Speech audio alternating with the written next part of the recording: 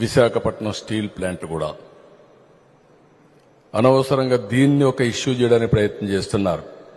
వీళ్ళ జీవితంలో ఎప్పుడూ ఈ స్టీల్ ప్లాంట్ గురించి మాట్లాడలేదు. ఇంత మునుపు కూడా విశాఖపట్నం స్టీల్ ప్లాంట్ ఇదే మరికి ఇబ్బందుల్లో వస్తే ఆ రోజు కాపాడింది వాజ్పేయి గారి గవర్నమెంట్లో ఎన్డీఏ ప్రభుత్వం. రెండోసారి కూడా మళ్లీ ఇబ్బందుల్లోకి వస్తే దీన్ని కాపాడే బాధ్యత కేంద్రం రాష్ట్రంలో ఉండే ఎన్డీఏ ప్రభుత్వం తీసుకుంటున్నామని చెప్పి కూడా నేను మీకు తెలియజేస్తున్నా. నిన్న కూడా మాట్లాడాను.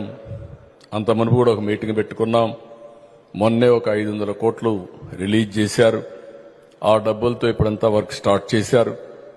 తొందరలోనే అవసరమైతే ఇంకొక మీటింగ్ పెట్టుకుని విశాఖపట్నం స్టీల్ ప్లాంట్ ని రన్ చేయడానికి ప్రైవేట్కి అప్పజెప్పకుండా గవర్నమెంటే నిర్వహించడానికి ముందుకు పోతున్నారు.